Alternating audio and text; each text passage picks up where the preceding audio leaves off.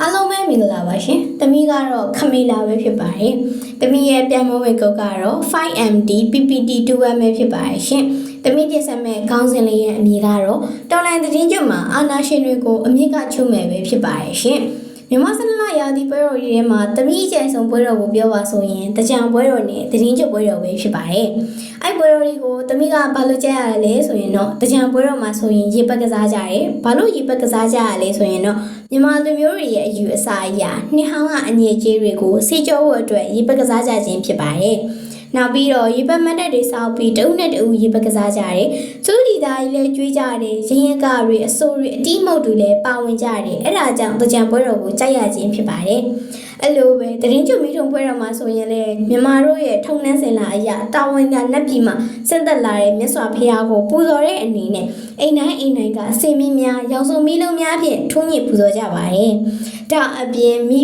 ဖအဖိုးဖွားဆရာသမားများဆွေမျိုးမိတ်တင်သားများနဲ့တက်ကြီးဝါကြီးများကိုလည်းလှည့်လေကြောရသည်မှာအလွန်ပြောစရာကောင်းလာပါတယ်။လှည့်လေကြောတဲ့အခါမှာဆိုရင်ကြောခံလူကြီးမိဘများကဘေးရန်နဲ့အပေါင်းကနေကင်းဝေးကြပါစေ။လူဝင်ဆန္ဒတလုံးတော်အားကြီးပြည့်စုံကြပါစေ။ရေလိုအေးပြီးပန်းလုံမွေးကြပါစေလို့ဆုတွေပေးကြပါတယ်။မုံဖိုးတွေနဲ့မုံပဲသေးစားတွေကိုလည်းပေးကြပါတယ်။ဒါအပြင်လူငယ်တွေဟာအုပ်စုဖွဲပြီးပြအိုးတွေဖောက်ကြတယ်မီးရှူမီးပန်းတွေပြစ်ကြတယ်မီးဝုန်းပြန်တွေလှက်ကြတယ်ငရဲမီးတွေကစားကြတာဆိုရင်လည်းအလိုကိုပြောစရာကောင်းတဲ့အချိန်တွေပဲဖြစ်ပါတယ်။အဲ့လိုပျော်ရွှင်စေရာအချိန်တွေဟာဆိုရင်2021ခုနှစ်ဖေဖော်ဝါရီလကနေစပြီးပျောက်ဆုံးသွားခဲ့ပါတယ်။အရင်ကပျော်ရွှင်ခဲ့ရတာတွေဟာဆိုရင်အိမ်မက်တစ်ခုလိုဖြစ်သွားပါတယ်။2021ခုနှစ်မှာစစ်တပ်ကမဲမတမာမှုကြောင့်ဆိုပြီးအာဏာစသိမ်းတွေကပျော်ရွှင်မှုဆိုတာဘာမှမသိအောင်ပျောက်ဆုံးခဲ့ပါတယ်။အရင်လိုတကြံပွဲတွေသတင်းကျွတ်ပွဲတော်တွေဟာဆိုရင်လူမစီကားတော့တယ်လို့ပြောစရာမကောင်းတော့ပါဘူး။အရင်တုန်းက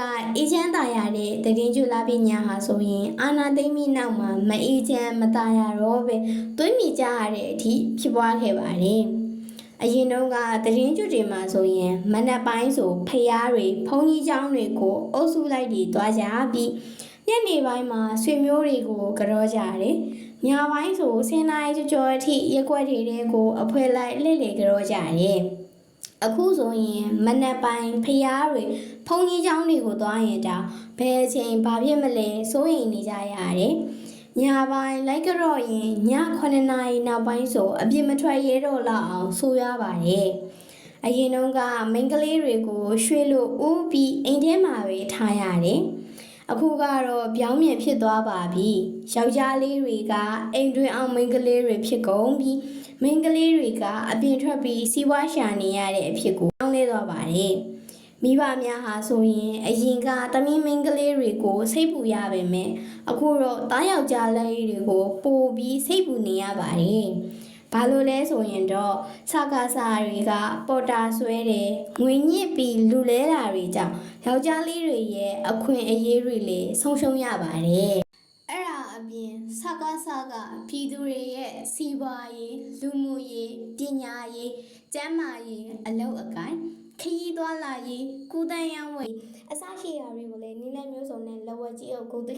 စုပ်အမျက်ထုတ်ခံနေရပါတယ်။ဒါအပြင်နေ့စဉ်နဲ့အမျှလေရင်ပြန်တွေပါရာမော်တာတွေနဲ့ပုံကျဲခြင်းလက်နက်ကြီးနဲ့ပစ်ခတ်ခြင်းမြို့ရွာတွေကိုဝင်ရောက်စစ်ကြောင်းထိုးခြင်းတို့ကြောင့်အသက်အိုးအိမ်စီးစိမ်တွေဆုံးရှုံးနေရတဲ့ပြည်သူတွေရဲ့ဒုက္ခကိုကဘာကမသိအောင်ဖုံးကွယ်ပြီးတိုင်းပြည်အေးချမ်းသာယာနေတဲ့အောင်နဲ့ဟန်ဆောင်ပြီးဟန်ပြကျင်းပပြီးတော့ပွဲလန်းတဲ့ပင်တွေနေတူးနေမြတ်တွေကိုလည်းလုံးဝအတိမမပြုပဲတွားရောက်လေပတ်ခြင်းပါဝင်ဆင်နွှဲခြင်းမပြုပဲတော်လှန်ကြရပါမယ်။အဲ့လိုအာဏာရှင်တွေကိုတော်လှန်ဖို့ဆိုရင်တမိတို့လိုလူငယ်တွေကစကားဖွင့်တဲ့ကျောင်းတွေကိုမတက်ပဲ CDN လုပ်ပြီး online school တွေကိုတက်ပြီးပညာဆက်လက်သင်ကြားရင်းနဲ့တော်လှန်ကြရပါမယ်။အဲ့လိုတပိတ်မောက်တော်လှန်ကြတဲ့အခါမှာဆိုရင်အောင်မြင်မှုတွေရှိတယ်လို့စကိုင်းတိုင်းချောင်းဦးမြို့နယ်ပုံတိုကြီးရွာကစင်မီးတပိတ်တို့အသက်တွေဆွန့်လွတ်ခဲ့ရတဲ့ဝမ်းနည်းစရာကောင်းတဲ့တော်လှန်မှုမျိုးနဲ့ကြုံမှာလည်းဖြစ်ပါတယ်။အဲ့လိုကြုံတွေ့ရတဲ့အခါမှာတော်လှန်ရေးကိုအားမလျှော့ပဲကြံ့ခံပြီးအာဏာရှင်တွေကိုအမြင့်ကနေချုပ်ဖို့ဆိုရင်အောင်ပွဲရသည့်အထိမလျှော့သောဇွဲလုံးလဝရီယာတို့ဖြင့်ကိုစွမ်းညံစွမ်းရှိသမျှကြာရာတာဝန်နိုင်ရာတာဝန်ကိုစွမ်းတမန်ဆောင်ရွက်သွားကြရပါစို့လို့ပြောကြရင်းနဲ့ presentation လေးကိုဒီမှာပဲနားဝင်ပြပါရှင်